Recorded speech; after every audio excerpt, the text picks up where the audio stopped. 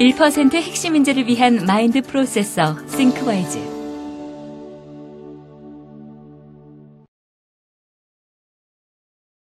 학부모 여러분 안녕하십니까? 저는 싱크와이즈를 기반으로 한 자기주도 학습법 4개월 학습 코칭 센터장 임은상입니다. 오늘 제가 학부모 여러분께 설명드리자 하는 것은 싱크와이즈를 기반으로 한 자기주도 학습법입니다. 학습이란 개념은 공자의 어록인 논어의 첫 구절 하기편에 학이 시집지면 불역 여로하라는 구절이 있습니다. 이 구절에서 학습이라는 말 자체가 나왔고요. 이것을 요약해서 풀이하면 배우고 익히는 것을 이야기합니다. 그것이 커다란 즐거움이라 얘기를 하는 거죠. 근데 우리 학부모들이 잘못 오해하고 있는 자기주도 학습 개념에 대해서 그 오해를 풀어드리도록 하겠습니다.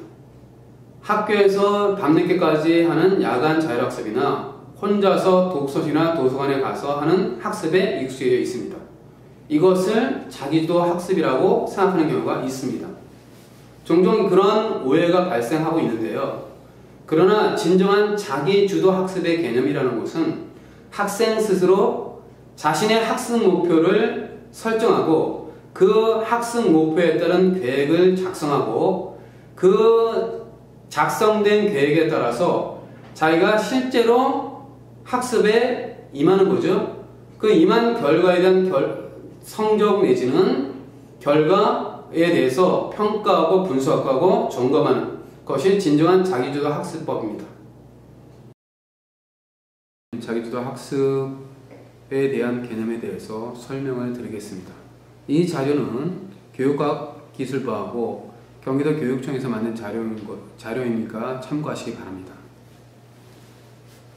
첫 번째, 자기주도 학습이란 이 개념에 대해서 설명드리겠습니다. 학습자가 주체가 되어 학습 과정을 스스로 이끌어가는 학습 활동입니다.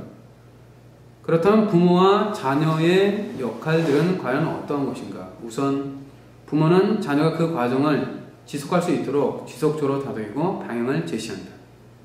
자녀는 수많은 시행착오와 연습을 통해서 자기주도 학습 능력을 완성해 나가는 것이죠. 성장을 위한 첫 번째 걸음, 학습 코칭의 기초. 첫 번째, 자기주도 학습 제대로 이해하기. 두 번째, 자기주도 학습과 부모의 역할. 세 번째, 부모가 만드는 상위 0.1%의 비밀에 대해서 알아보도록 하겠습니다. 첫 번째, 자기주도 학습 제대로 이해하기. 사교육에 무엇이 문제일까? 사교육은 불안함과 욕심으로 시작하지만 점점 감당할 수 있는 짐이 되고요. 그래서 부모님들이 과외로 아르바이트나 어머님 같은 경우는 파출부라든가 식당이라든가 청소부 일을 부가적으로 할 수밖에 없습니다. 이러한 점이 자기주도 학습을 막는 거죠. 사교육의 심각한 문제점 중에 하나가 방대한 숙제 때문에 학교에서도 학원 숙제를 하죠. 배운 것을 내 것으로 만들 시간이 없습니다. 아는 것과 아는 것 같은 느낌을 구분하지 못하죠. 학생들이. 들은 건 많은데 실력은 늘지 않습니다. 많은 학부모들이 하소연을 하고 있습니다. 시간이 없어 건강한 식사를 정상적으로 못한다. 충분한 휴식이 부족하고 바른 식습관 불가하고 학습에 대한 긍정적 태도가 결여됩니다. 두 번째, 자기주도 학습 능력을 가지면 무엇이 좋을까? 자기주도 학습의 기본 흐름은 계획을 하죠. 그죠? 그리고 실천하고, 그리고 학생 스스로 평가를 하죠. 그런 다음에 다음 학습에 반영을 하죠. 자기주도 학습을 가지려면 감정 관리를 해야 되고요. 스트레스 관리를 해야 되고, 성공에 좋은 습관을 들여야 되고, 시간 관리를 해야 됩니다. 세 번째, 자기주도 학습 입시에 도움이 될까 하고 의문점을 가지는 학부모들이 굉장히 많으신데요. 대학의 입학 사정관제, 고등학교의 자기주도 학습 전형은 자기주도 학습 능력을 가진 학생에 유리한 입시 제도입니다. 자기주도 학습 전형은 자기주도 학습 전형으로 선발하는데 여기에는 외국어 고등학교, 국제고, 과학고 등 특목고 일부 자율형 사립고에서 시행되고 있고요. 학교별 필기고사 금지가 됩니다.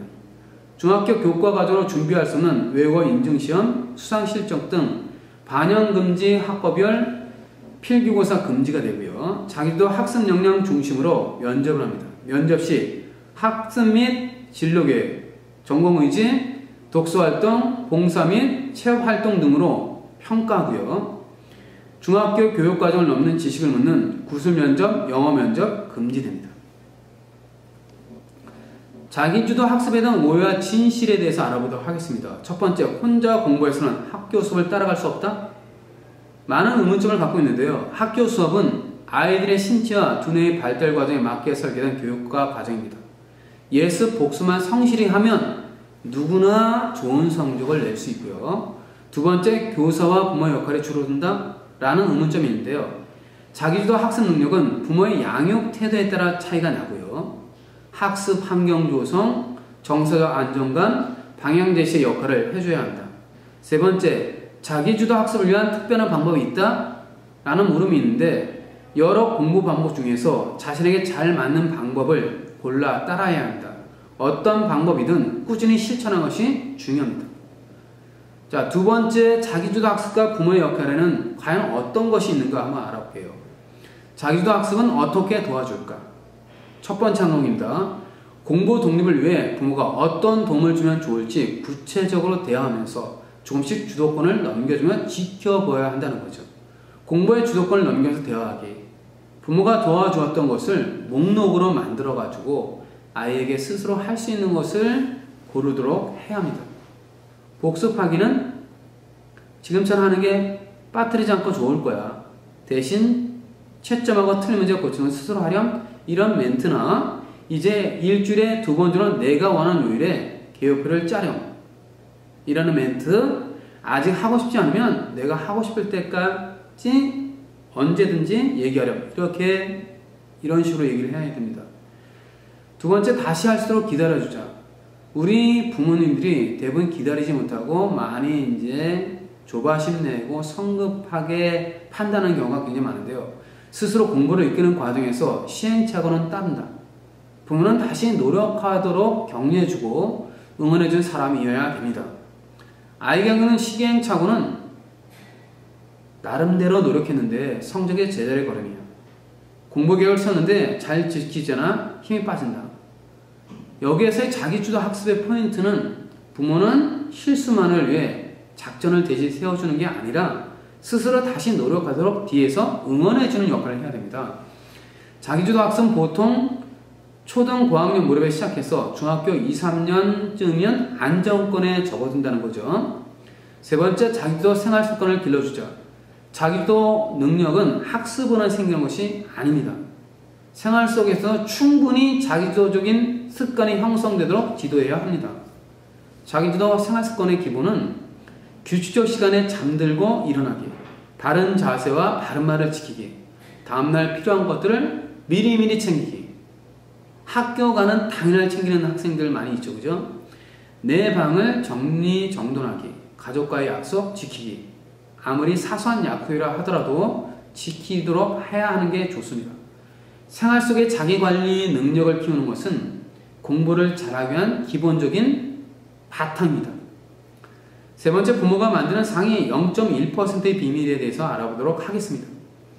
첫 번째, 사교육이 결코 따라올 수 있는 힘, 그게 바로 뭐냐? 스스로 하는 공부입니다. 스스로 정한 공부 습관은 학년이 올라갈수록 빛을 발합니다. 공부 시간보다 공부의 질을 살펴라. 1시간 걸리는 공부라면 집중 있게 40분에 완료하고 쉬는 시간을 늘리는 것이 좋습니다. 매일 30분 공부의 질이 완벽할 때 40분을 늘리고요. 30분을 관리할 수 있으면 3시간도 관리할 수 있게 됩니다. 스스로 정한 공부, 적당한 시간은 공부 시간은 천천히 견고하게 늘려가는 게 좋습니다. 한꺼번에 팍 늘리면 아이가 부담스러워하고 그 학습량을 잊지 못합니다.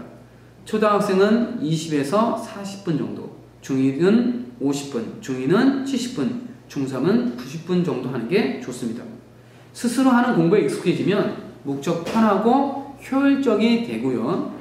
아이들은 숙제에 시달리는 사교육을 더 이상 원하지 않게 됩니다. 두 번째, 성적에 영향을 미치는 규칙적 생활 습관이 굉장히 중요한데요. 성공하는 사람들의 공통된 습관은 규칙적인 생활입니다. 자녀의 생활 습관은 가정에서 만들어지므로 부모가 솔선수범해야 됩니다. 밤 10시에서 오전 6시에 두뇌 활동이 가장 활발하기 때문에 자는 동안에 두뇌는 성장하고 낮에 이를 정리하여 장기 기억으로 전환하는 시기입니다. 늦게 잠들면 수면 시간이 부족하면 학습력에 지장을 주고요. 전두엽이 성장이 되는 미취학, 초등, 저학년의 수면은 성장과 직결됩니다. 독서는 학습력에 크게 기여하게 되죠. 문장을 읽으면서 다양한 사고 기능을 융합하게 되고요. 교과는 글로 되어 있으므로 언어 능력은 성적 향상에 도움이 됩니다. 세 번째, 아침 식사는 식습관, 생활습관, 학습 능력과 직결되므로 반드시 먹게 해야 됩니다. 아침 식사는 자녀의 성적과 직결되고요. 무엇을 먹냐보다 매일 규칙적으로 먹냐가 더 중요합니다.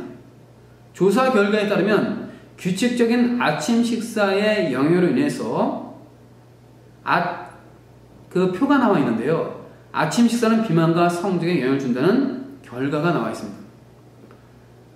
자, 필수 학습법에 대한 코칭을 설명해 드리겠는데요. 첫 번째, 학교 수업 성공의 4원칙, 두 번째, 집에서 지켜야 할 공부, 세 번째, 시험 준비의 4단계, 네 번째, 학습계의 시간관리의 5원칙에 대해서 설명해 드리도록 하겠습니다. 첫 번째, 학교 수업의 성공의 4원칙은 수업 전 1분 예습, 배울 부분 펴고 훑어보는 연습이 필요하고요. 왜 이러한 예습이 필요하냐면 수업 전체에 집중을 위해서 시작이 중요하기 때문에 그렇습니다. 수업 중에 올린 후 수업 시작 전 최소 1분을 예습으로 활용하는 것이 좋습니다. 원칙 첫 번째 1분 예습은 교과서, 노트, 프린트, 필기 준비하고요. 책을 꺼내고 배울 부분 미리 펴두고 학습 목표, 지난 글씨의 핵심을 살펴보는 걸로 충분합니다. 두 번째, 수업 집중, 내 생각을 성인의 생각과 연결하기. 수업 집중은 무엇일까라고 이렇게 의문을 던지면 편안한 마음으로 수업의 모든 과정을 즐겁게 받아들이는 것은 매우 효과적인 수업 태도이기 때문입니다.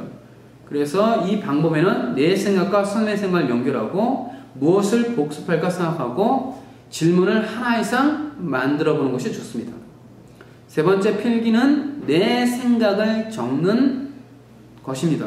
늘 손에 펜을 들고 있으면 산만하지 않고 필기가 필요할 때 재빨리 반응할 수 있어서 집중력이 생기고 수업 태도가 좋아집니다. 여기는 원칙 3가지가 있는데요. 날짜, 단원명 적고요. 수업 중 판서 선생님이 지시한 내용을 적고 내 생각을 적으면 됩니다. 네 번째, 수업 후 1분 복습, 책 넘기면서 눈도장 찍기라는 건데요. 수업 후 20분부터는 망각이 시작되어 1시간 후에는 50%를 기억하지 못합니다. 에빙하우스의 망각 이론에 의해서 만들어진 내용들이고요. 따라서 수업 직후의 복습이 가장 효과가 좋습니다. 여기는 1분 복습에는 4가지 원칙이 있는데 첫 번째, 40분 수업을 40초로 빨리 돌리고 수업 중 필기 영어를 눈도장 찍고 복습 노트 5분 복습 등 복습 방법 만들어서 하는 것이 좋습니다. 두 번째, 집에서 지켜야 할 공부가 있는데요. 첫 번째, 숙제 미리미리 하는 것이 좋습니다. 하교 후에는 숙제와 그날 수업을 먼저 복습한 후에 그것을 기반으로 스스로 정한 다음 다른 공부를 추가하는 게 좋습니다. 숙제를 제일 먼저 해야 하는 이유는 숙제를 미루면 다른 공부에 온전히 집중할 수 없죠. 자꾸 미루면 취침 시간도 늦어집니다. 숙제에 대한 설명과 내용을 기억할 때 효과적이고요. 내일까지 해야 되는 조급함은 학습 교과에 부정적이죠. 중고등학생의 경우에는 어떠냐? 해당 교과의 다음 시간이 숙제 검사라 미루는 경우가 많고요. 숙제를 받아온 그날 해결하는 원칙을 지켜야 하는 게 좋습니다.